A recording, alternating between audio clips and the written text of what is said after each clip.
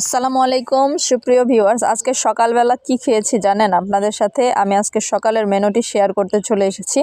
আপনারা হয়তো অনেকেই এই খাবারটি চেনেন না, আবার অনেকেই এই খাবারের সাথে পরিচিত। আপনারা কি এই মুহূর্তে আন্দাজ করতে পেরেছেন আমি আজকে কি ভিডিও নিয়ে এসেছি বা কি খাবার তৈরি হচ্ছে এখানে, কি মাখা চলছে এখানে বলেন তো? প্রথমে কিন্তু মশলা করছে, আজকেও আমার আম্মুই মশলা করছে।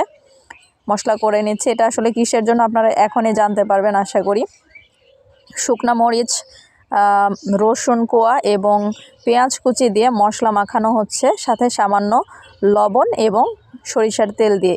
এখন দিয়ে দেওয়া হচ্ছে এখানে করকরা ভাত, বেঁচে যাওয়া রাতের ভাত, যে ভাতটি একটু নরম প্রকৃতির হয়ে থাকে নর্মালি। আমরা বাঙালিরা হয়তো অনেকেই এই মাখাকে ভাত মাখা বলি, করকরা মাখা বলে থাকি। এটা কিন্তু আমার কাছে খুবই মজার একটি খাবার। এই খাবারের সাথে যদি আপনার কোনো ঝোলের তরকারি পাওয়া যায় তাহলে কিন্তু খুবই ভালো লাগে খেতে। আমার কাছে এই খাবারটি খুবই সুস্বাদু। আপনাদের কেমন লাগে আশা করি জানাবেন।